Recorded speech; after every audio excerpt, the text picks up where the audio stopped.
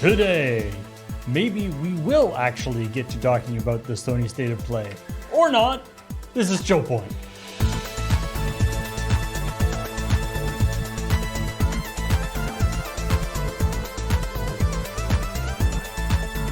I made notes just in case, but I'm also not, I'm also absolutely for teasing the audience and not giving them anything. It is kind of a rare state where the today is a separate story. Like it didn't actually get talked about in the real. Because the coming up is always something that never gets talked about in the show to like excess. Right. It's a one-liner. But like the today was a one-liner that was like, yeah, let's move on. What do we want to start with the state of play? Well, we should start with the intro of the show. Intro. You're right. I should just. Unless Hey. if you're going to be distracting, you can't talk about video games. I think that's the rule. Hey everybody. Welcome to ChillPoint, show where we talk about the week's video game news, as well as the episode of Checkpoint that went up this week, and anything else that happens to catch our fancy. And there was some not some reasonably big news going on. And we didn't talk about it in the Checkpoint, except to say that we weren't talking about it. Although I think some people mentioned in the comments that some of the things you talked about in the like after show kind of, you started sort of peripherally touching on some of the things. Ian talked about Ghosts of Right. Yote, which was mentioned in the thing, but you could kind of like, that's not enough for me to be like, oh yes, they definitely watched it. Because I know neither of them watched it. But also, big thanks to Ian for coming in and filling in as our guest host, as well as writing story. Can you guess which one he wrote? He only wrote one. Yeah. Another one was written by Graham. But yeah, let's talk about Sony State of Play. ChillPoint resident. I actually didn't watch it. fan. I looked up the article. I guess because I was busy that day, and I was like, I don't know. Every time I go watch one of these things, it's always like, let's talk about Resident Evil for 20 minutes. And you're like 90 minutes into this thing, and you're like, I would have just been faster to read an article about it. It was a pretty quick event, actually. I think it Was wasn't it that shorter? long. Yeah. I didn't look at the time frame because there was that one, and then there was also the Sega event at the same time, and I was just like, I don't have time for this shit. One, and I mean, we've done like, because I think you brought up either on Discord or discord.gg/LRR, either on Discord or on YouTube. I think you had actually commented that anytime that like a game event happens, it's not always a thing that we want to get into commenting on like all the games that are in it. Like we've done a couple of those in the past, but because it'd just be us listing a bunch of things. Yeah, and it's as we fun know, when you can make fun of every individual game in it, because then that's list comedy is bad, a very specific kind of art. Yeah. We have to make up stuff. And sometimes there'll be something interesting about, or there'll be interesting things announced, or interesting news, or there'll be an interesting aspect of the show. In this case, it was mostly, there was a bunch of announcements, a lot of remasters and DLC announcements. Mm-hmm. Yeah. A lot of sequels. Yeah, so here's the thing. Most of what I have written down is just like reminders that I should go play the game that came before it. Fair. I mean, Astrobot DLC. you played a lot of Astrobot. I'm looking for that. I'm looking forward to that. Mm-hmm.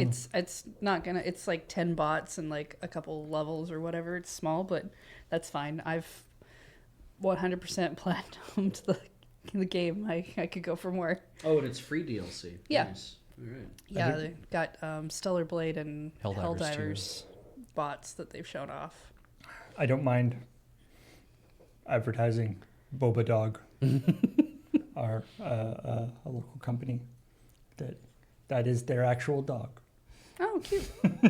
that they use for their logo. It's a very simple cup. I like this. Well, yeah, they black showed off Ghost of Yote, which just reminded me that I haven't played Ghost of Tsushima yet, and I got to get around to that. Astrobot DLC, tiny more robots. I will always take more Astrobot. I I liked the game a lot.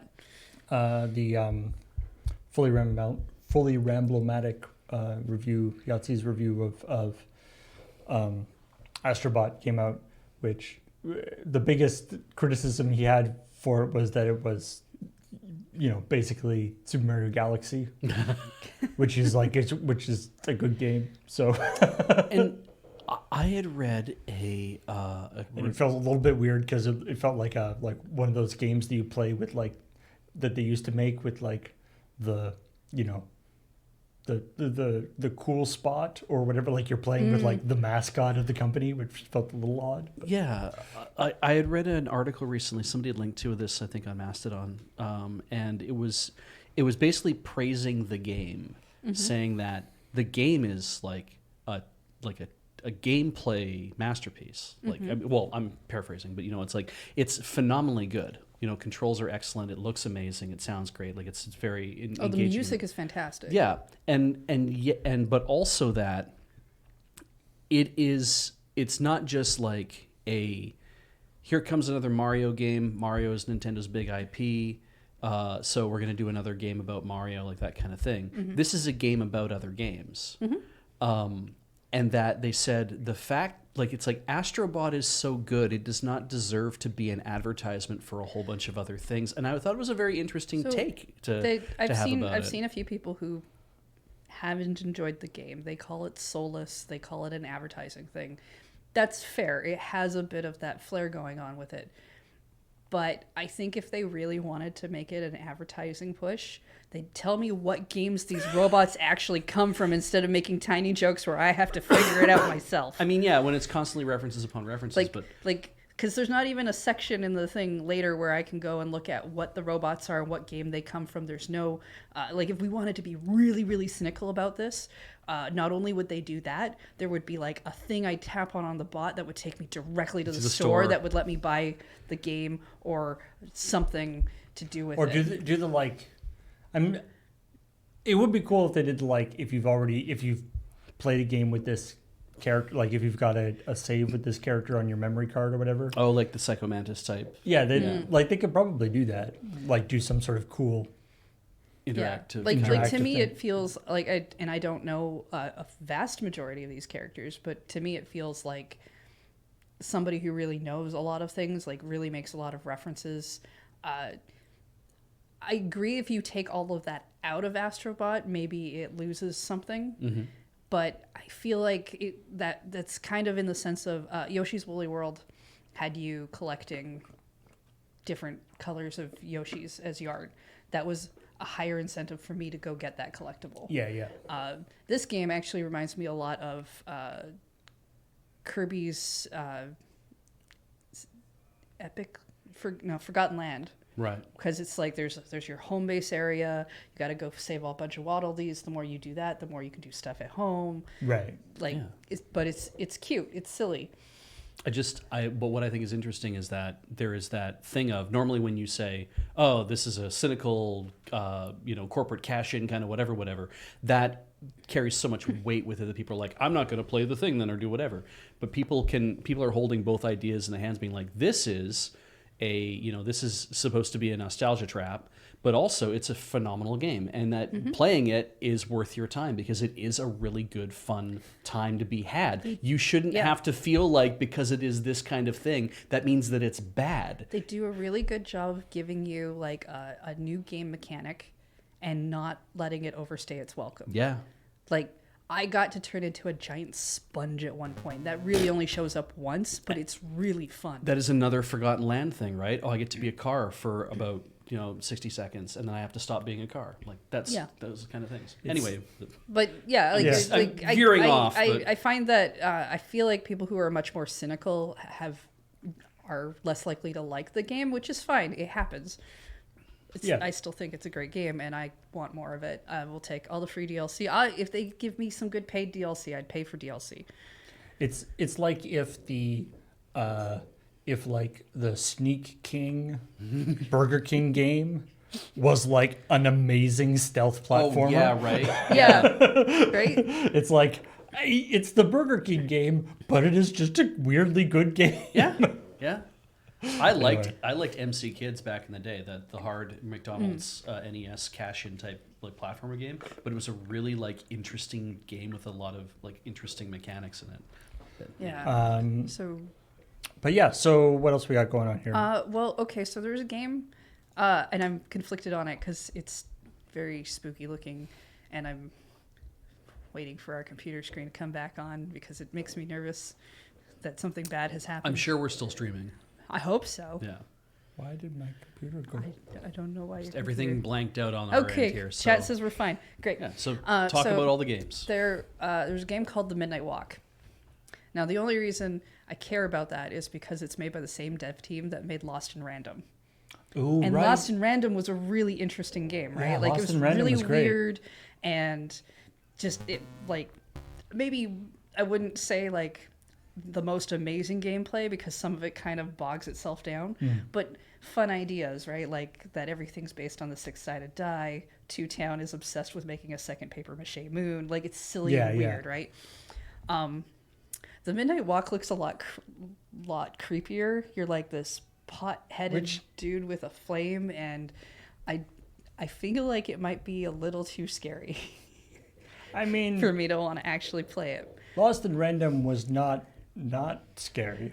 No, but it wasn't like okay. I mean, there was that whole thing with death and It that had, bag that was going to eat people, but I was already invested by then.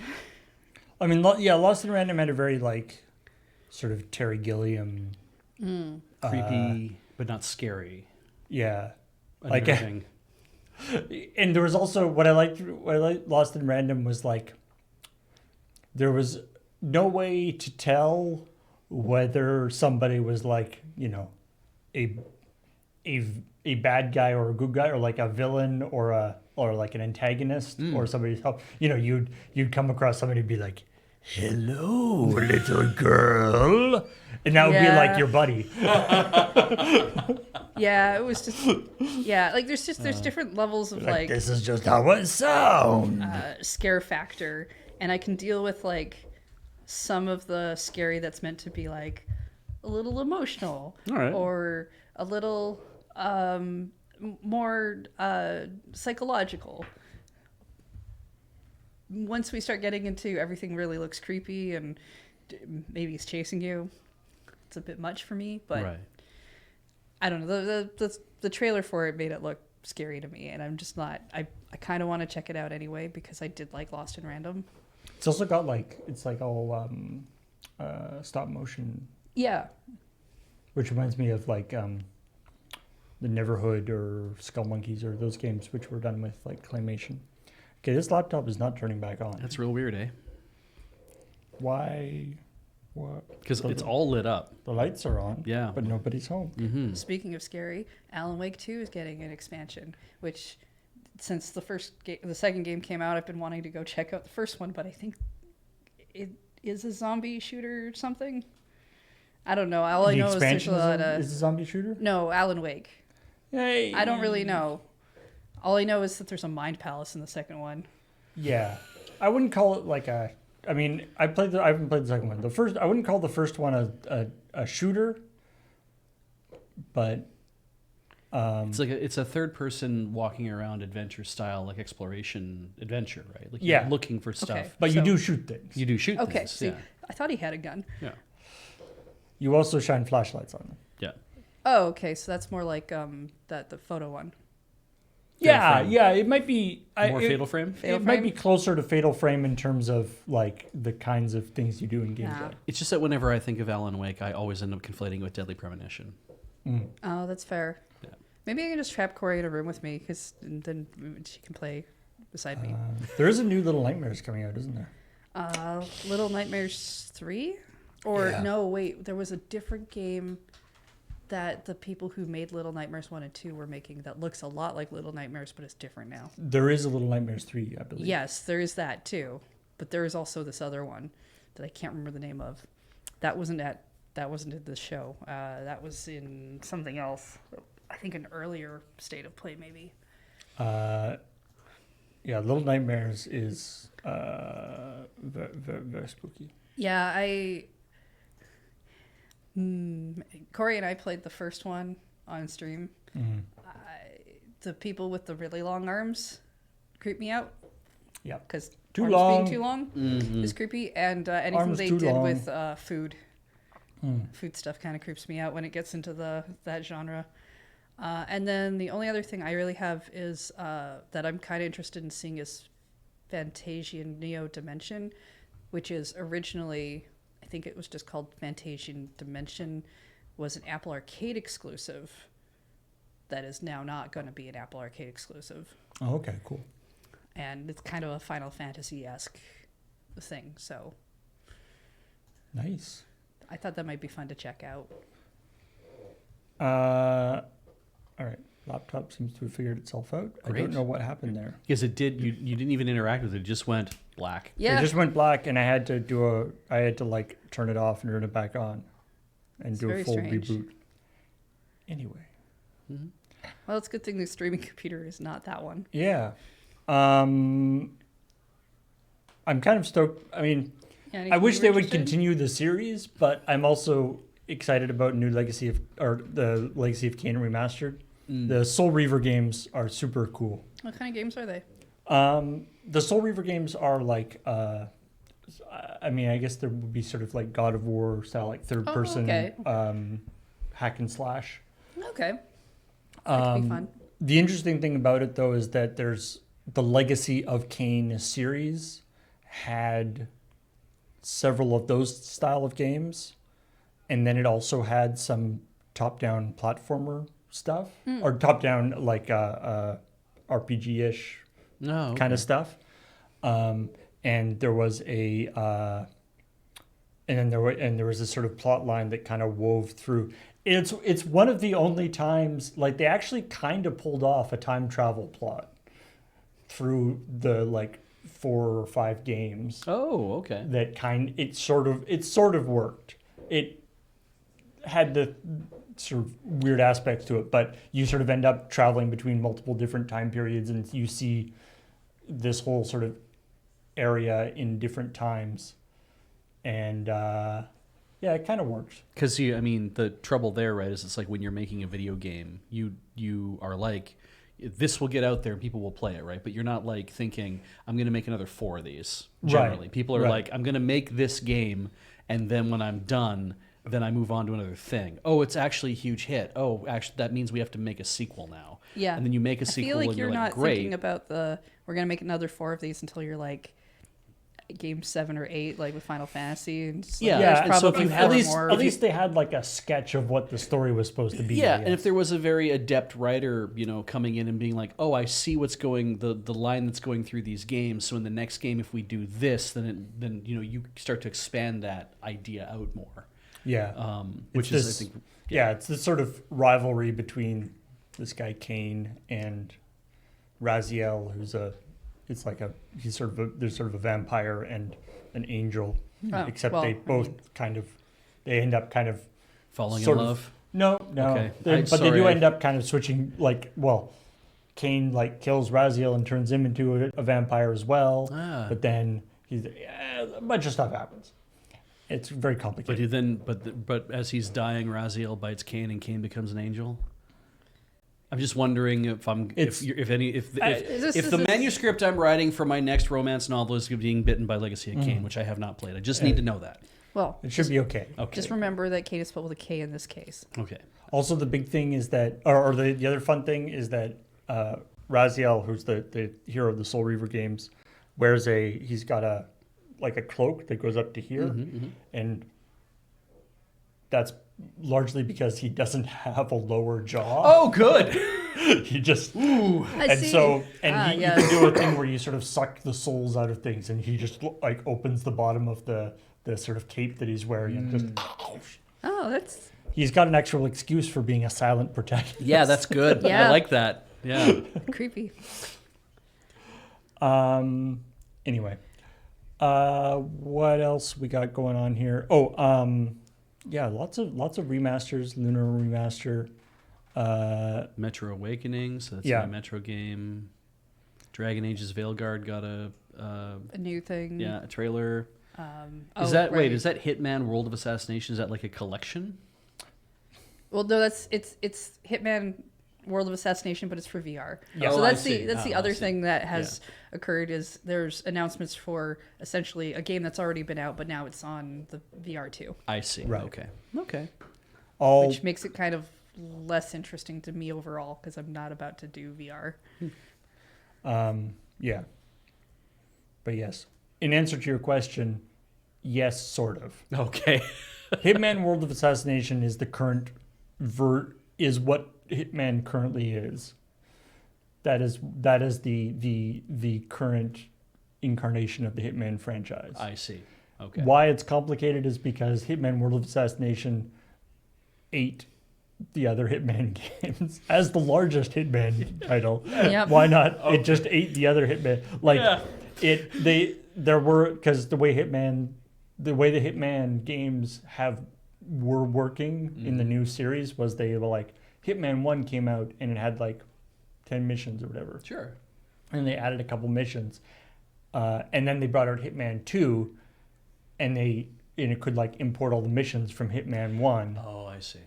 And then they brought out Hitman 3 and that also had missions from Hitman 1 and 2. And then they brought out World of Assassination, which had like stuff from all of them. And then they discontinued the other ones. Right. Which was annoying because like I had Hitman 1 and I guess whatever version I had didn't have a upgrade path to get to the new one. It's like Pokemon. So it was like I had this stuff and now it doesn't work anymore. Now like my version of Hitman had turned back into like the demo. Like, oh man. Yeah, it's a real weird Anyway. weird thing. So, Because there was something else I saw, not from here, but I can't remember. I think it was like, what game? It was like a tactics game or something that I saw a post for that was like, blah blah blah tactics game gets MetaQuest update. And I looked at that and I forgot what the MetaQuest was. And so I thought it was a DLC that was coming out for this game. And I was like, oh, neat. And I went to go look at it and it was just the VR thing going on. I was like, this is a really weird looking. I see. Quest VR helmet, or face mask or whatever. I mean, there's the new MetaQuest 3S or something. Yeah, and then there were Is like a super cheap Yeah. thing. Yeah, I heard about that. It's like $370 or something. I think it was Triangle Strategy, actually. Yeah. It's 1/10 of the price of the Apple Vision Pro. I mean, Apple Vision Pro It's a whole different kind of thing. It yeah. sure is. very expensive. Yes. And also you look like a weirdo. Yeah. I feel like that's a feature of pretty much any VR system. Yeah, but I can't see out into the world knowing that I look like a weirdo with regular VR. So you can pretend you don't look like a weirdo. I can pretend no one else is in the room. It's much more dangerous, but it feels emotionally safer. I do like when we've streamed VR stuff and there's the person in the VR goggles is just like the other person could have just left. Like if you're playing with somebody else. Yeah. Oh, when it's me, I generally turn the green screening off so that chat has some fun that they can do to Ian. We don't do it that often. There was also that one time that Ian decided to do it by himself because generally we don't. Generally there's a second person You need there a spotter, yeah. Yeah, you do. And we were all away at some sort of convention and we realized Rhythm Cafe was on, so we turned it on and he'd forgotten for the first half of the stream to turn off. Right, he was on the booth shot for the whole time. And there's no way you can tell him because nobody's in the... Yeah. So, like, I don't need to be there to make that kind of thing happen, apparently, but... My favorite was, the only VR stuff I've really done was Corey and I played the job simulator. Oh, yeah, that one's fun. Yeah. It was super fun. But my favorite thing was that the chat could actually be like an object in the game, a little like floating window. And in the like cooking level, you could take it and like take the chat box and like put it into the oven.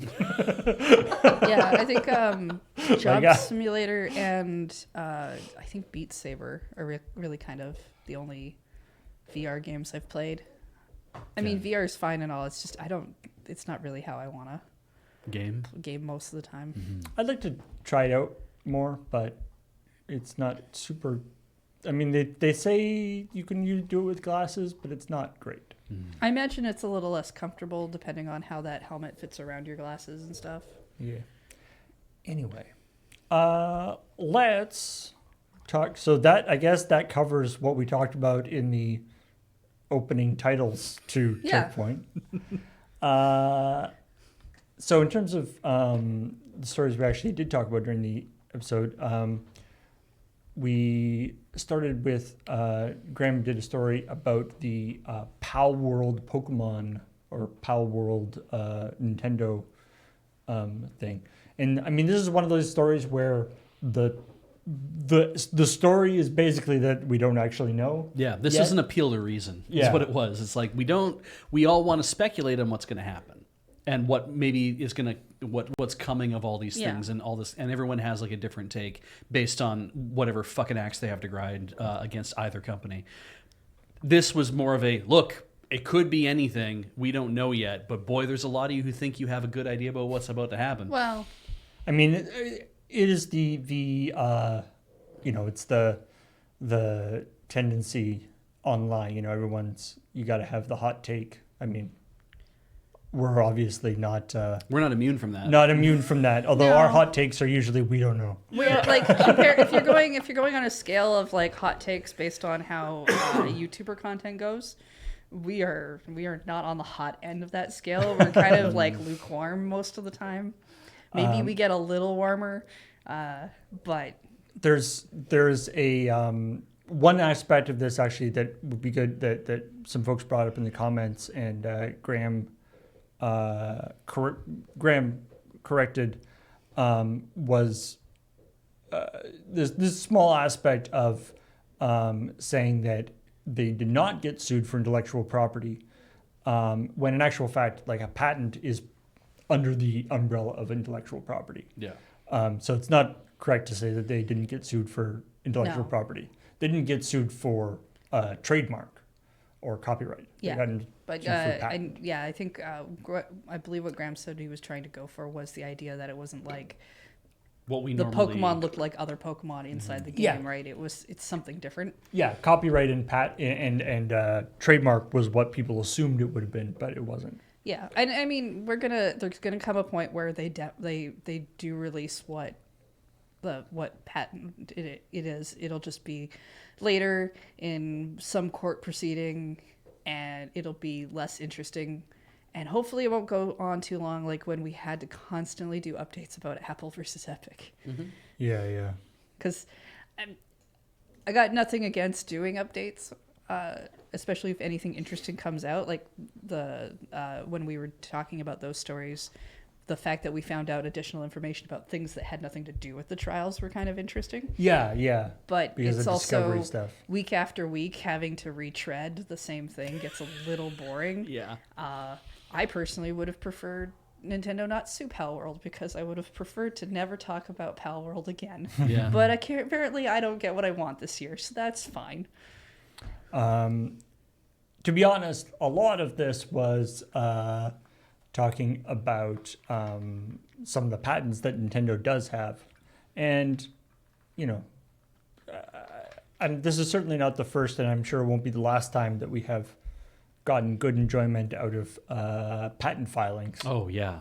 Because the diagrams that have to be included in patent filings are just amazing. I don't know who makes them, because they all seem to have like a very standardized style. There seems to be like a standard style that one does. Patent doesn't matter what company it is. Yeah. And what I love about patent filing diagrams is that they have to do, they want to demonstrate the thing that they're patenting without actually putting any of the like copyright stuff in it. Yeah. Yeah. And so that's how you end up with, right, of course, because I restarted. I don't have my video thing isn't working. But that's how you end up with patents where the it's like for the Pokemon thing, but the Pokemon are listed as like cow who has strength 10 bird who has strength 5, you know, all this stuff. Yeah, well, I mean, sometimes you get patents for like things that they're going to put out soon too, but they haven't really like So yeah, here's shown it off. So you know, they you have rawr. so you get like a weird like drawing of a device that it's not going to be what the device looks like in the end. Right. Because I think they put out one recently. There's like a new patent that's come through that is like a wireless device. It's But nobody. it was just but that's- basically that's all like it- a rounded it's- rectangle. Yeah, it's Yeah. kind of all it says. It's like wireless device. Here's a weird rectangle. And then there's like a little rectangular inside of it, and Yeah. it's like, okay, what is it? Yeah, like people get really excited when a new patent shows up because they think that might lead to something, and it might, but it's just it's obscure. I also love, this is the picture that Graham selected for just at the end of the story where Yeah. he says, you know, other weird patents they have. What I love about this patent picture here is it's like, okay, there's a little guy there and there's a big guy there with like a bunch of little guys fighting him.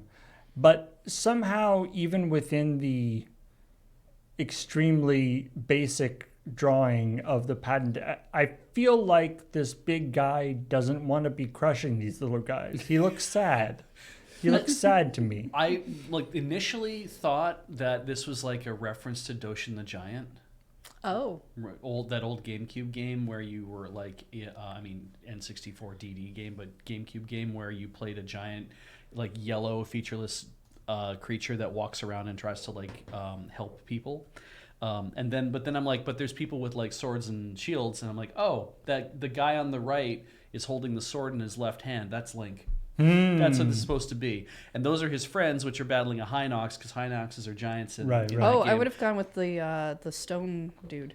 The Stone Talus? Yeah. Because, I mean, yeah, they're featureless as well, right? So it's just kind of putting together like, oh, this is what this is a reference to. And then somebody did say, wait, is it Pikmin? And I'm like, oh, it could be just a reference to Pikmin. Sure, why not? A bunch of guys fighting a giant, right? Like, however you want to come at it. But I would love to know now, too, about... Because patent diagrams are all done in a certain style, that there must be a class that you take in law school that teaches you how to do it. It's like they're all working from like one giant clip art library. Like It's like everything has to be from this clip art library. When I did when I went to school for costuming, we had a design class where you learned how to do croquis drawing, but also flats. Yeah. And flats have they all basically look the same. They're all drawn to be very specific because you're supposed to show off a certain kind of thing. So I could see it for that, where it's like we're not trying to show you how to draw good. We're trying to show you how to draw a concept. Explain what a flat is. If you take your t-shirt off and you lay it down on the table, that's what a flat looks like. It's Right. just the concept of the clothing being flat. Right. 2D. So it's just showing the design of the Showing art. the design, you'll put in like Here's the stitches colors, and here's the stuff, element, here's the colors. Sometimes it depends on what you're doing. decorations. Yeah, but the whole point is to point out all of the features of a piece of clothing.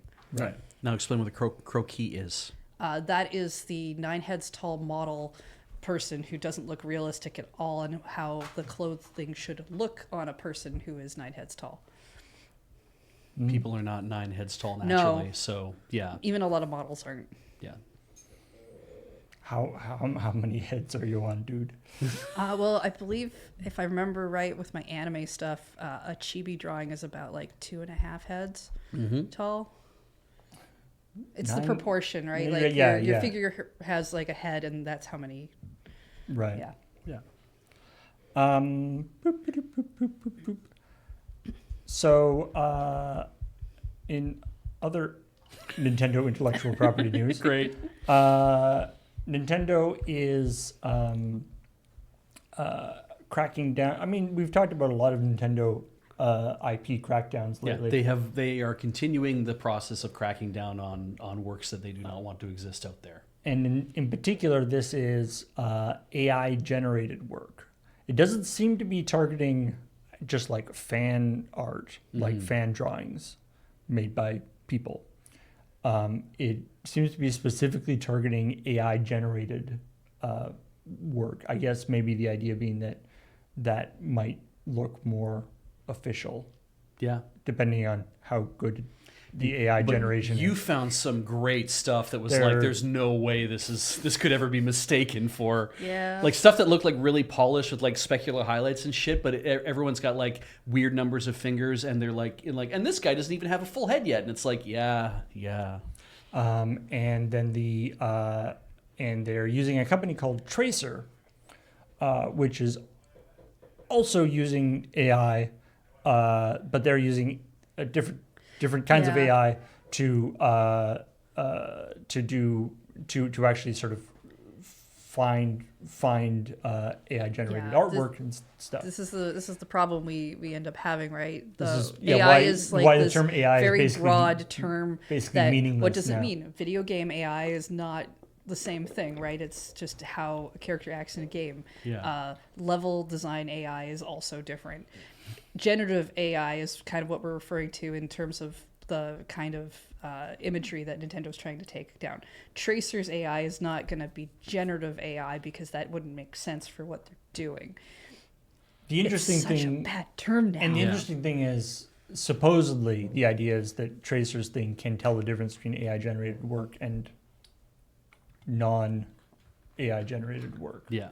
which is an interesting idea because presumably, if there's a way to do that, then the generating AIs can just train it To filter to around fill it. that, Yeah. to fool that. Yeah, right? basically be like, no, but I'm not like this thing that you think that I am. Look, I'm just bad fan Yeah. art. So now we have computers fighting, and that's weird.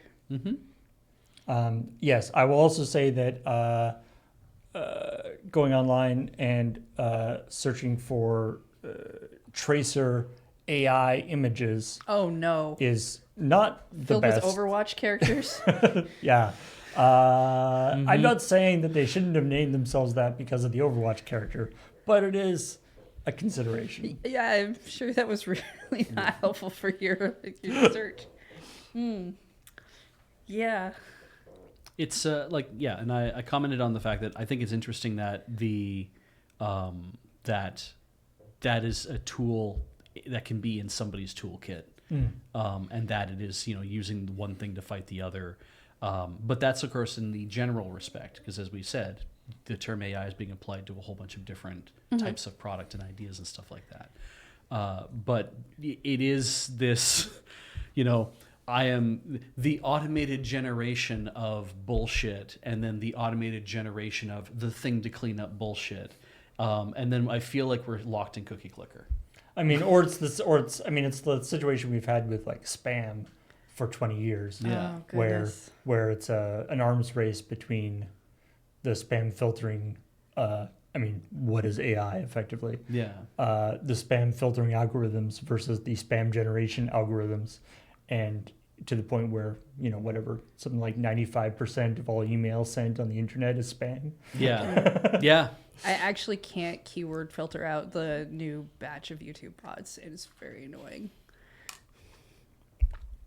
I'm sure we will find a tell for them eventually. Oh no, I know what they look like, Yeah. but I can't filter them out. To a human- I have to go stop Yeah, that's them. always the problem. I, Is that yeah. yeah. Human can It's- tell immediately that this is a I bot. Yeah. literally go and squash at least 20 robots a day off of our comments channel. Yeah.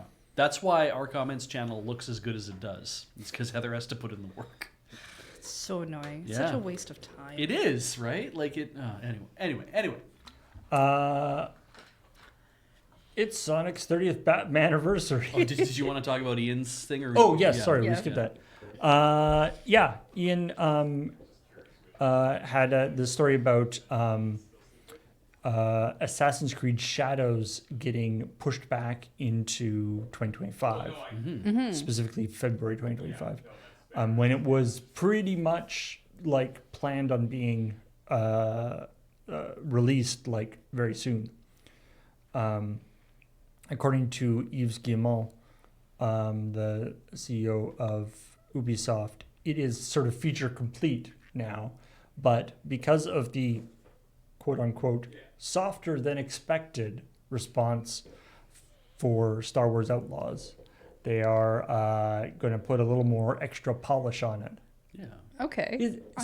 Softer than expected response. Like if you said there was a harder than expected response, that to me that wouldn't sound like that. That still doesn't sound like it was successful. If people were like Yeah. really into Star Wars Outlaws, let's say like it blew up, that would be a reason for me to want to push a game further back, because you want to give it some breathing room, rather than oh, that one didn't go so well, so maybe we should do this. That's weird to me. So yeah, we'll see how it goes. I mean, I'm interested in Assassin's Creed Shadows. There's the alternate take where you could say that this game didn't sell very well. That means that there are gamers out there that still have money in their pockets. Like, give them a different game. There to we buy. go. Yeah. But again, would you really delay a game for that reason? I think it's fine if they want to delay it. Don't get me wrong. And I think if they're like, you know what, it actually makes more sense for us to put this out here, or we want to spend a little bit more time polishing it, or whatever, I think that's great. Yeah, I in fact encourage the idea of if you have a big game, let it take the time it's going to take to cook. Yeah. That's also what think, people want. Star Wars fandom is a tricky one to work with. I mean, it's nobody hates Star Wars more than Star Wars fans. Yeah, I mean, like whether or not you enjoyed or are enjoying Star Wars Outlaws, I think it's pretty clear that the Star Wars name itself is no longer the immediate sort of success. Like it's no longer like a reason to buy something straight up. Yeah. There are good games. There are good games coming out in the Star Wars franchise, but I don't think even diehard Star Wars fans would say that that you can kind of buy Star Wars games sight unseen. Yeah. Well, and I mean, to defend what Guillermo says at the end of Ian's story, that it's like there's room in the market for two good games. That gamers can buy both of them, and I start to, the older I get, I start to feel like that is demonstrably true. We've noticed that it's like people are buying multiple games a year, sometimes multiple games at launch in a month, just so they can be like, then I have these games and I can play them. Mm-hmm. And relevant to my particular interests and a certain amount of harping on this, but when that doesn't work is when you're trying to put out live service games, or or like online only games. They're the market gets sewn up real fast, but people can buy Assassin's Creed Shadows, play it, have a lot of fun, really get their money's worth, and feel like they got a great experience. Yeah. Finish it, and then go get the next game. Get Ghosts of Yote. Like it doesn't have to be one or the other. Yeah, like I have to be playing this game now for the next 14 months. I mean, months. even if it is, right, Assassin's Creed is an established franchise. There are many people who are going to pick that one up because that's what they want to play. A lot of people who liked Ghost of Tsushima probably going to pick up the other one. If both of them came out same day, sure, there might be some choices people would make. They might kind of overlap. Yeah.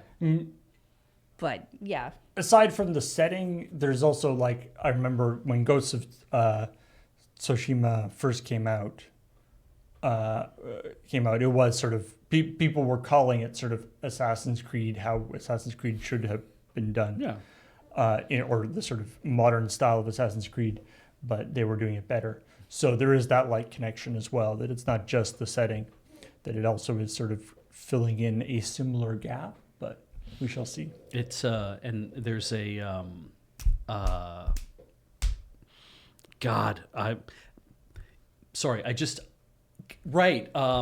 Immortals Phoenix Rising. What was that? Was that the name of that game that Ubisoft released? Yeah. So I saw that come out for the Switch, and then 3 months later, it was like $40. Like it dropped 50% in price. Like, I mean, Ubisoft games drop fast.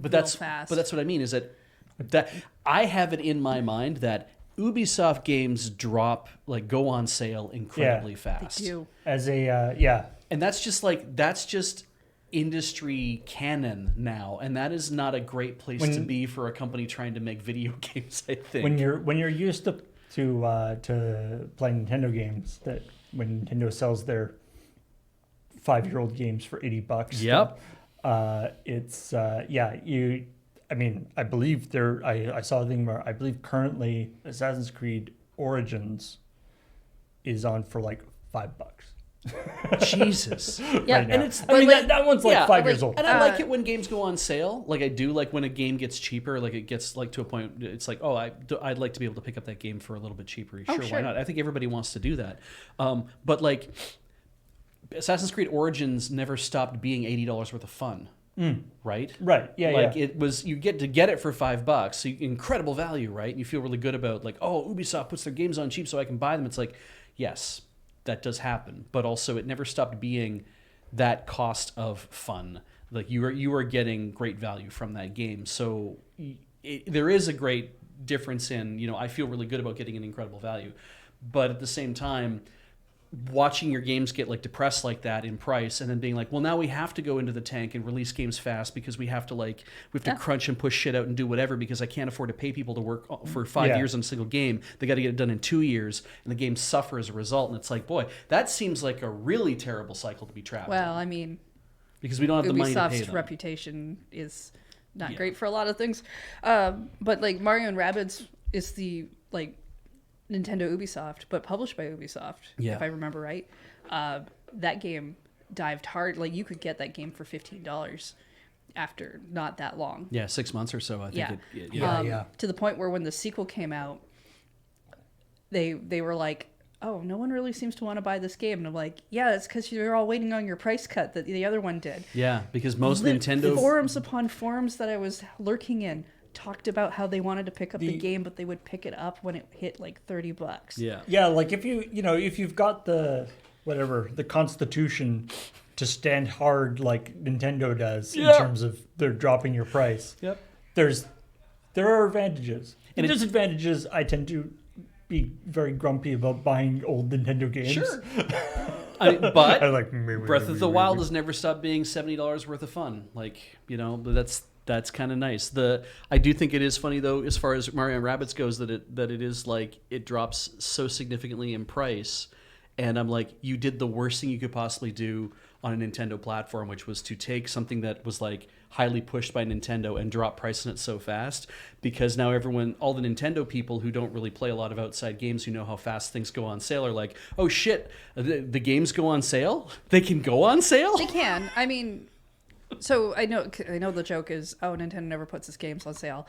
Generally, Rarely, their first party stuff, some of the bigger titles will go on a sale around Black Friday or Christmas. It's not as good as like the sale that you're expecting or that you want, but they for us they're generally like maybe $30 off, so they go down to like 50. I don't know what that is in American. Our stuff's more expensive, but whatever. It is weird because when I see a Nintendo game come out that I really want, if I want to play it within the year, I will buy it. Yeah. Just when it comes out, I will pay the full price. Yeah. If I want to try to wait for it to drop a little bit, I'll do that too. They have the digital vouchers, which is but it's something. Yeah, I mean, but any other game, I'm gonna wait. Yeah. I'm gonna wait. I'm gonna let it go for free. Astrobot's probably one of the few exceptions in indie titles, but no. Anyway. Yeah. Yeah, so let's we can also talk about this Sonic and Bat. So this is, to be clear, this is Batman's very large anniversary. I don't know what it is. Yeah, it's the 85th, I think. Yeah. Something like that. Batman's getting on there. It's his birthday week. And so as a tie-in with that, they did this whole Sonic. It started with like a thing of like Shadow the Hedgehog as Batman. Yeah.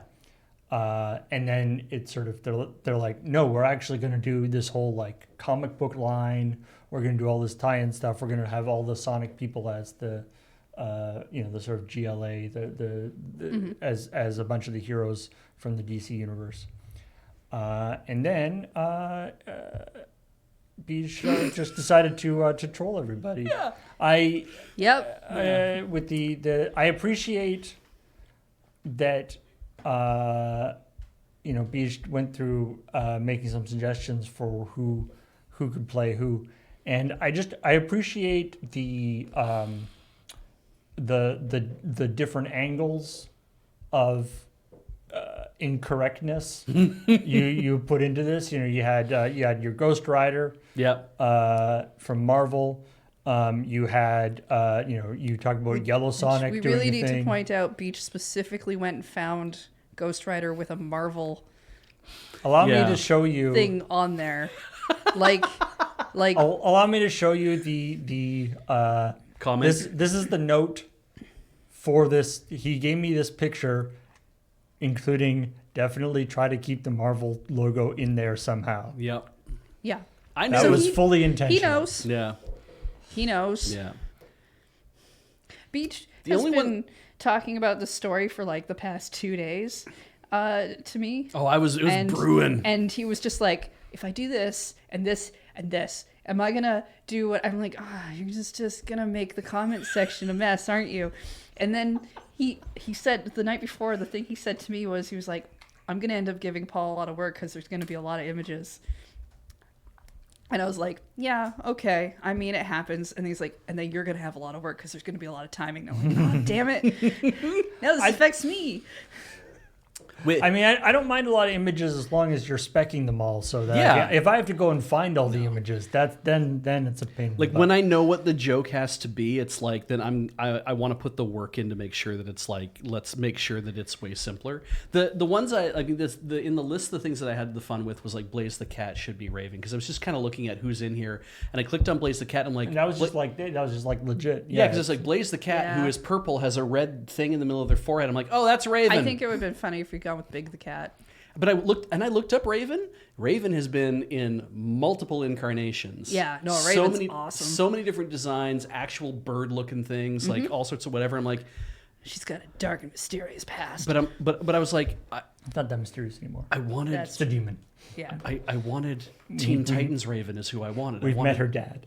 So Her dad's scary. I had to go find Teen Titan Raven. I wanted the Princess Sally Acorn from the Archie comics, but I'm like, I'm not spending any more goddamn time doing this. So I just picked the one that was like on sega.fandom.com. That's what, happened there.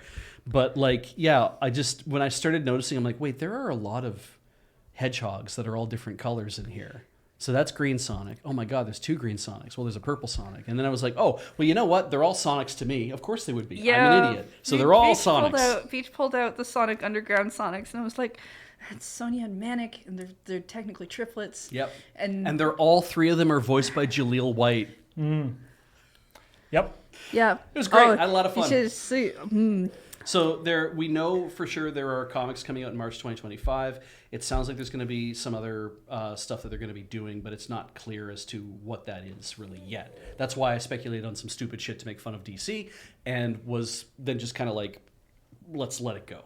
Yeah. Yeah, I mean, there wasn't a lot to talk about other than, because I think Keanu Reeves is playing Shadow in Sonic Shadows Generations. Yeah. Well, he's playing it in the movie. Yeah, Oh, but he's they're in the also. movie. Okay. I'm pretty sure they're also in the putting upcoming movie, so they're bringing him in to do the Generations thing too. And so there's like a bunch of stuff about that, and it's kind of like watching a Pokemon Direct in the same way, because the Sega one was all Sonic based, right? So it's like, oh, and there's like some Lego alike things, and there's whatever, and you watch the Pokemon one and you're like, look, we only really care about the one piece of information. Stop telling me about the trading card game. Stop telling me about this other thing. I just want to know this one thing. I was also very surprised at the fact that the internet, what was it again? The Internet Movie Firearms Database, or whatever it's called. You can go there to see what firearms people are using in different things. And wherever it was that I went to find this out, they had a list of, here are the actual guns that are used in Shadow the Hedgehog. So here's all the guns that the gun soldiers, there's literally Gun is the name of the soldier group, they're just called Gun. I had no idea. But anyway, maybe the whole thing's been lampshaded from the beginning and I'm getting trolled. But the fact that they had like a listing of here's every gun that all these people carry in the game, And you can tell it's this because look at this and look at this and look at that. And I was like, well, then what is the one that Shadow is holding? And it's like, oh, well, he will, they use a Heckler and Koch, whatever, but actually in the promo image, he's holding a Cold M1911 chambered in 45 ACP. And I'm like, oh my God. And like all of there's even like... Very, very specific wikis are the best. They are the best. Like the Shadow rifle, which is like this really high-tech looking gun and stuff. They're like, actually, if you look at it, it's just a Desert Eagle, but it has a bunch of crap that's been like kind of molded around it to make it all spiky and shit. But really, the underlying model is a Desert Eagle that he's holding. And I'm like, and they shouldn't call it a rifle anyway, because it's not really a rifle, even though it's massive in his hands. I'm like, you guys, like, yeah. I think there was some sort of comment about how there is like a Batman comic where he uses that gun or a gun or something. And I'm like, literally, I think it is that gun. Back in the day, Batman did use a gun for a while. Yeah, unless you watch Batman Beyond, in which case, when he tries to accidentally use a gun, he feels bad about it and then retires from being Batman, and then we get Terry. Yeah, there's a wide... I mean, the 98% of Batmans are not into guns. There's just the rare ones where guns show up. It's Grey Ghost. Grey Ghost doesn't seem like a gun type. He had a gas canister thing, didn't he? I don't know. Because it was kind of like... I always saw the references they did in the Batman... It was supposed to be like a reference to the Green Hornet, who I think had a gas gun that shot gas canisters and stuff. So I thought the Grey Ghost was supposed to be that same kind of thing. Anyway, doesn't... All right. And then of course for the coming up, talking about Pi Plays Pokemon. Oh, right. Which is a super fun idea, where they basically have mapped all the the numbers 0 to 9 to buttons on a controller, and are just running through all the digits of pi and sending the commands to the thing to see what's going to happen. It's not doing well. It hasn't managed to leave. It's managed to leave the opening town once or twice, but it always comes right back. Yeah, because it's ended up in another town, but it just comes back to the... Is the point that you put pi in there and that directs where the character goes, or is this still kind of a Twitch Plays Pokemon thing? It's instead of the inputs coming from Twitch, they're coming from pi. Ah, yeah. So they're just as useful. Yeah, every number corresponds. Well, the thing is there's no... Because it is essentially pseudo-random. It is not... It's like... Because you can have 1,000 people in Twitch going up, up, up, up, up, up, up, and then eventually you'll move up, right? But Pi doesn't care about what it's doing. I've seen versions of people playing Pokemon together in that chat room kind of space, and generally it's the same deal. They all accidentally go back because somebody is trying to help and overcorrect, and then they miss. Yeah, it's a really good success when they manage to get to a bridge.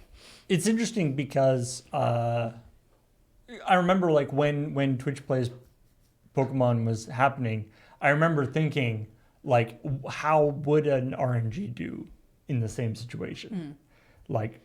How close to RNG is just the spamming chat? And I mean, it turns out that if we look at pi, the numbers of pi as being effectively random numbers, ones that obviously we can calculate, but they are without any kind of pattern or anything.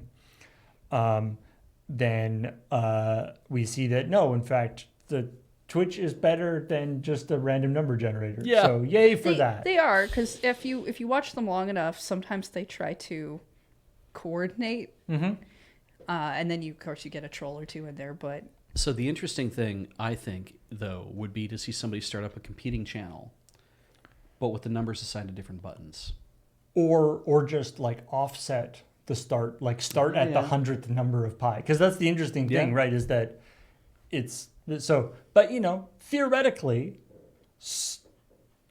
assuming pi being infinite, theoretically somewhere in the digits of pi lies a perfect Pokemon playthrough. There's a 100% speed run just waiting in pi somewhere.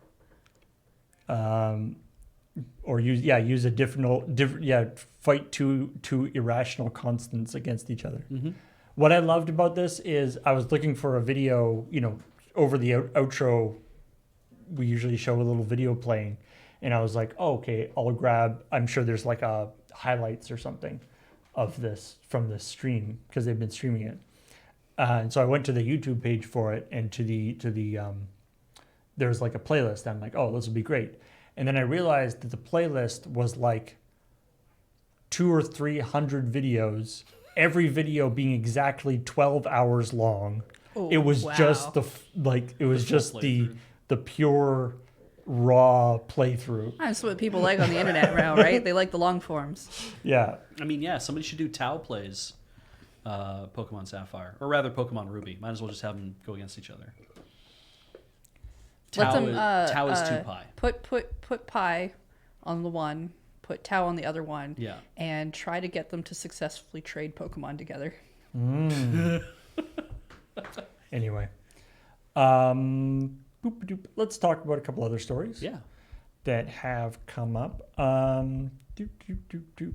Here's something that we talked briefly a while ago, that SAG-AFTRA, the Screen Actors Guild, and whatever the other part stands for, that I always forget, something about radio things.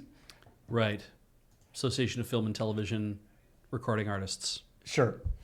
Sounds great. So for the purposes of this, though, they also cover voice actors for both television, movies, and video games. And a little while ago, the video games, there was a specific video game voice actor strike action, which is actually currently ongoing. Yes.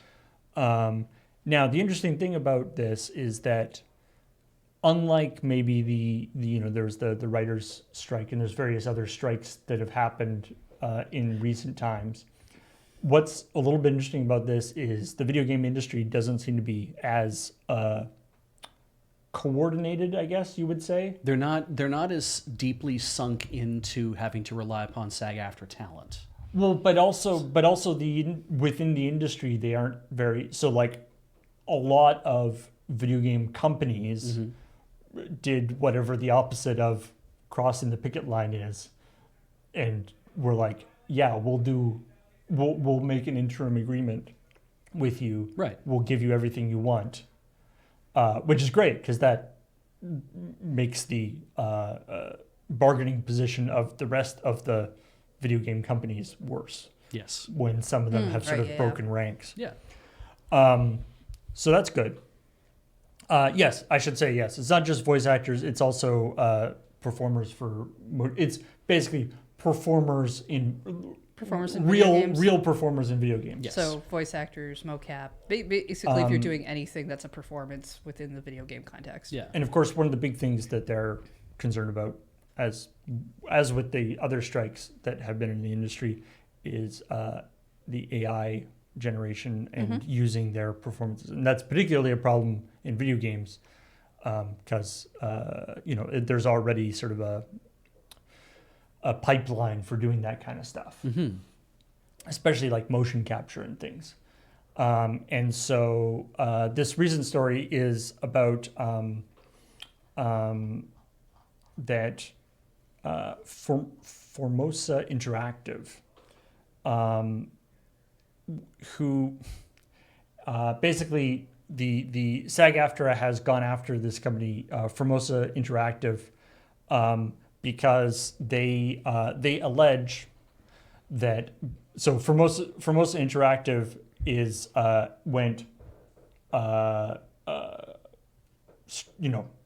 you're doing a great we totally believe in workers' right to strike. Yes. We are a union shop. Yep. This is great. Unfortunately, we are going to have to cancel a game that we were working on. So you won't be getting any more work So we for won't us on be- that game. yeah. Yeah. Okay. On a completely unrelated note, a company called Formosa Ocean Post, which is not a union shop, It just happens to share the same address as Formosa Interactive. has started up doing basically the same work. Yeah, on the same game. Weird Yeah. that this Weird. happened. So Oh, and then put out a call specifically for non-union talent to work on it. yeah. That's the most important part. And SAG-AFTRA was like, yo, I don't like this at all because it's pretty damn obvious. You didn't even change your address Yeah. or your name. Come on, guys. So as a result, what Get a did they better do? trench coat. So the interesting thing is, so Formosa Interactive, or Formosa Ocean Post, or Formosa company, they do primarily voice actor, voice recording and stuff for a ton of big games. They're a pretty big player. They've done work for, Legend of Zelda, Helldivers, God of War Ragnarok, Dead Space, Death Stranding, Last of Us, blah, blah, blah. So they're a sound production studio, essentially. Yeah. Okay. But one of the, a lot of those games, they can't be like, don't do that anymore because the game's out and done. Yeah. One of the games one of their biggest clients, and the game that has sort of ongoing voice work is League of Legends. Oh. Because League of Legends is, they're constantly adding new content. Heroes and And so, as well as accusing Formosa of doing all this stuff, SAG-AFTRA is now is sort of putting a block, whatever you want to call it, on League of Legends, saying that none of their people are going to work for or do work on League of Legends. Right. So in short, Formosa tried to do an end run around SAG-AFTRA. SAG-AFTRA said, we can't do anything about that game, but what we can do is we can call one of your largest clients a struck game, because we recognize you tried to do an end run around us, we're going to do an end run around you. And Riot's opinion on this whole thing is... So Riot is sort of like, to be clear, League of Legends has nothing to do with the complaint mentioned. Since becoming a union project 5 years ago, League of Legends has only asked Formosa to engage with union performance in the US. It has never once suggested doing otherwise. In addition, we have never asked Formosa to cancel a game that we've registered. All of the allegations in the press release relating to canceling games or hiring non-union talent relate to non-Riot games and have nothing to do with League or any of our games. So, and it's entirely possible this is true. Yes. But it is the most effective way to sort of put pressure on Formosa. By yanking in somebody else to say that it's like, hey, you have a great big client, and if we're not going to work with you for this reason, and we have to strike games that you're working on. Oh, look, one of them happens to be League of Legends. Yeah. Mm-hmm. I think it's an amazing tactic. I like that Riot rides a line of saying that we're actually not involved in being anti-union. And they don't just straight out come out and say, hey, SAG-AFTRA, that's a bit of a shitty thing that you're doing to us, because they don't really want to say that. Yeah, you got to watch how you got to watch how you correspond with that, right? Because part of the problem is if you have a struck work like that, you do have streamers who won't stream stuff that is struck work. That's not true of everyone, right? Because they're not. And it's not, but also it's not easy for Riot to say, oh crap, we're stuck if we can't get our work made because Formosa Interactive is basically persona non grata to SAG-AFTRA. So we better go find another studio. It's actually would be difficult for them to do just a straight on pivot, but you know that there are meetings happening in Riot right now being like, who do we use if we can't use Formosa? I don't think difficult for them to do a pivot. I think it's inconvenient. Yeah, right. Because it would probably cost them more. It's work that they weren't expecting. Well, it's also about having to set up a new relationship with another company. It's having to give them access to files. Yeah, and but information. I have a hard time believing a group as large as Riot doesn't have more than one relationship with a company. Yeah, they probably work with several sound design companies. But and if they weren't before, they're certainly evaluating their options now. So anyway, it's an interesting move, is what I'll say. Mm-hmm. But boop. Speaking of God of War Ragnarok was mentioned there because Formosa tried to do stuff for is not related to that. Mm-hmm. So God of War Ragnarok just came out on PC. Okay, cool. It had been a PlayStation exclusive for since it came out, and it just came out on PC about a week ago, I think. And everyone was like, "Yay!" And then, in not totally unexpected move, Sony was like, "Hey, you know this single player game? Oh, right. You have to have a PSN account in order to use it." I hate this new trend. Yeah. It's not a new trend. really new. I hate this old trend. You know, at least, I mean, there was the big controversy with Helldivers where they tried to add that like later on in the process, but at least that was an online game. Yeah, but like we ran into this shit with like Origin and with like Ubisoft and like everyone has been doing this for everyone's ages. kind of been doing it. Yeah. The Helldivers one was weird because Sony didn't have that as a requirement and then added it in. God of War, I think, came with that pre-done as a requirement. It was still annoying. But I believe someone's done something about that. Yeah, so in God of War, people see as especially egregious because it is an offline single-player game. But it's also, hey, Sony, welcome to the PC. Someone's like, oh, hey, here's a mod that removes that check. This is the kind of mod removal process I'm in for. And it's interesting too because the mod they came up with, the person who developed it was like, I'm going to continue to try to support making this mod, and also here's how I implemented it, and it's a very simple application of like a couple of things. This is not a difficult thing to have to write. It was something that just nobody had thought to write it. And whether or not it's like, I mean, everyone's gonna try to route it. Like Sony's gonna try to route around this, and then somebody's gonna try to write something. Because that's usually what we end up with, right? You end up in a fight. It's like watching cheats be added to games, and then people try to stop that from happening. Yeah, cheat busting. And then what you end up doing is also busting people who are trying to just use accessibility tools or other things. Do any of the links in the article work, Paul? Yeah, for what it's worth, the links in the article are no longer working. Oh. So I guess it got taken down. Probably. Yeah. Yeah. But it's probably, still out there somewhere. This is not it's not a crack. It's just removing the check that you have to log into your account for any reason. Because Steam already has quite robust copyright protection. Right. Oh, the person who originally made it took it down voluntarily. That's what we're hearing in chat. That's very interesting. All I right. mean, that doesn't necessarily mean that somebody else can't write the same thing. To be and honest, distribute if it, somebody was writing an article about stuff I was putting up, I'd probably just take it down voluntarily before something bad happened. I'm just saying. Yeah. It's already gone back up forked. Of course it has. So you probably, it'd be one of those things where you can go looking for stuff and you'll find it posted on forums somewhere and someone will mention it and there hopefully won't be any more articles about it. But the idea is now percolating into the ether. What else we got, Paul? Stellar Blade. Oh, yes, I've heard of this game. Yeah, it was also actually talked about during the State of Play. Right. Stellar Blade is a game that has courted a little bit of controversy over when it's come out due to certain of its character designs and stuff. But also, they are currently being sued by Stellar Blade. Oh, what?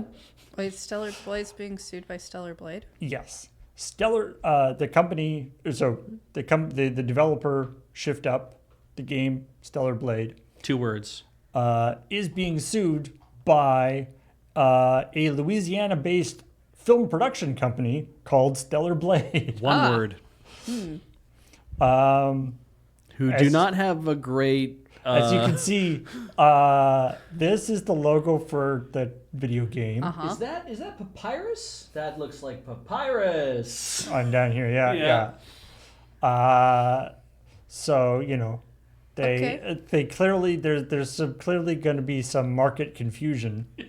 I mean, Oh my gosh. sure. The thing is, right. It's like they both exist in the entertainment industry, but one is a product and one is a company, and you think there might not be any overlap between the two, but I guess they feel that there's some grist to be grinded out of this mill. So I mean, and there is certainly that aspect of, Stellar Blade has cinematics in it, presumably. Mm-hmm. And, when you've been in business for, like, in this case, 15 years, Right. and then this other thing comes out that you don't necessarily want to be associated with, and everyone is like, oh, that's you.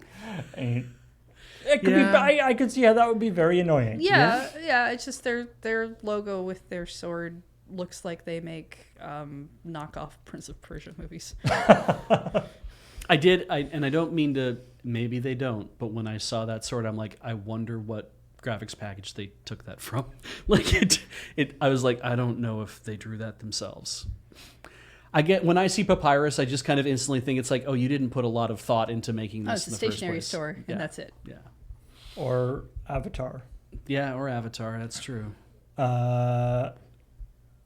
Mahaffey's request for relief includes asking that Shift Up and Sony be prevented from using Stellar Blade or any other name similar to it, as well as asking they hand over all materials in their possession with Stellar Blade on them so Mahaffey and Stellar Blade can destroy them.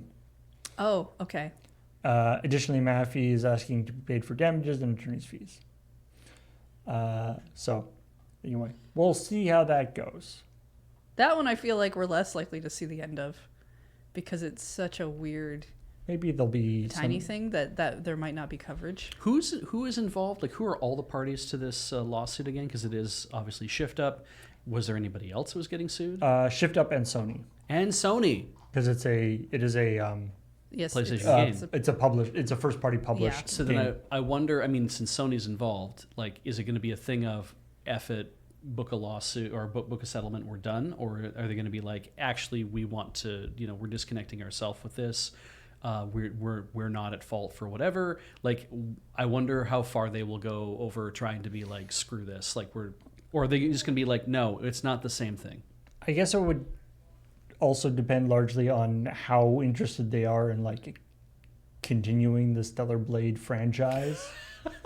Like if this is something that they're going to be like, we want to deal with this suppose. now, so down the road it won't be an issue. It Yeah. doesn't seem like the kind of game that's Or just going maybe to we get don't more, care. but Yeah. it's hard to tell this early. I mean, shit. This is the farthest anyone's go to get a free copy of Stellar Blade. That's be hell of a thing. So that's what I'd offer them for a settlement. Well, got anything silly, Paul? No, I have nothing silly. Nothing silly? Oh no. Let me mute this. But you always have something silly hiding. Okay, maybe you would consider this silly. How about a mod to Zelda Wind Waker that replaces Link with a goose that honks? I think more video games should do that. Mm-hmm. Yeah. I would play this entire game again this way. Huh. That's the thing so some people, this is just a trailer video. I don't know how much of the I kind of wish there was like a highlights of the goose honking at things, but Yeah. There is a honk button apparently. Like this is playable. This isn't just like somebody mocked this up and did it in whatever. They were like, no, we want you can play this whole mod. I saw some things of like, it's like, it would be great, it's like, whatever, Graham and Paul should play this, with because apparently we've been playing a lot of like, Bird games, yeah. birds causing trouble games. Right. And we played the thing. And it's one of those things where it's like, I think it would be very funny and cool to play, but it also was the entirety of Wind Waker. Yeah. Right? It's not just like, oh, hey, that's fun. It actually is just all of Wind Waker. Also, it's then adapting Wind Waker to work in a way that works with the model and everything else, and it's like, There's some pretty amazing stuff. yeah, and it's been written like rewritten. The story and dialogue has been rewritten to accommodate the Goose Hero. Ganondorf has been replaced by the Grumpy Farmer. Here's.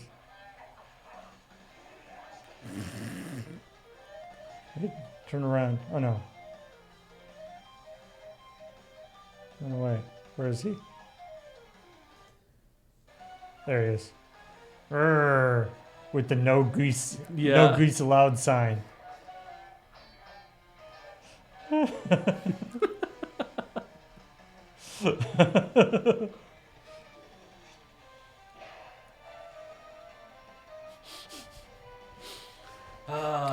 What's so great about that is that, Everything. well, Everything. yes, but Wind Waker, the like art style in Wind Waker sort of matches what Untitled Goose Game had anyway. Yeah, kind of that cell shaded. Yeah.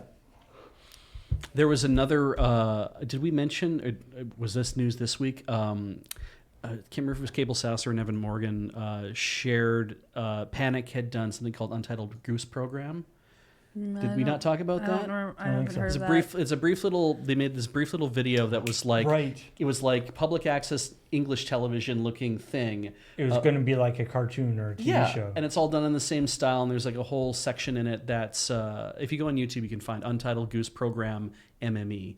And it's very funny. It's very cute. And people are like, we want more of this. And it's like, I mean, yes, of course, everybody wants more of these things. But it's... did not fly as a pilot, so to speak. I just really like that they were like, we want to make a cool little thing and then not show anybody. Like this was not out at launch and wasn't like a way to advertise the game or anything. It was just like, we made this thing and we put it aside and everyone promptly forgot about it. And they're like, oh, right, this thing. Sometimes you can just make things for fun. Yeah. Yeah. Anyway, so I think those are all the stories I want to talk about. Sounds good. There's some news. Once again, I don't know if it's just this week or if it's just the last couple of weeks, but once again, there was some news that came out this morning and last night. Oh, yeah. But maybe we'll save that for future Checkpoint. We'll see if Checkpoint grabs it. Yeah. If Checkpoint's got something to say Or about if something it. new happens, because sometimes having that extra few days for updates and We do get development time can really make a story much better.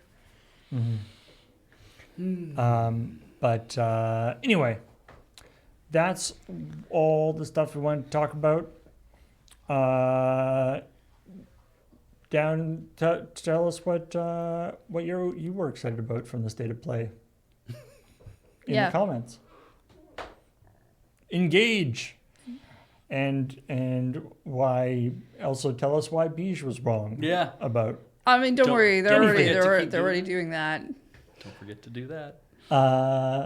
Maybe just tell us why Pistachio is wrong. Yeah. There was a number of comments suggesting that Pistachio was secretly in the episode because of the voice Enor that and did. So why, tell us what Pistachio does wrong. And by all means, go check out that Patreon at patreon.com/loadingreadyrun. And of course, on this channel and all the other channels that we have on YouTube, you can become a member of those channels to back us financially as well. Twitch.tv is also a great place to back us. And store.loadingreadyrun.com is a great place to buy this shirt and maybe other things that are there as well. Please go check them out.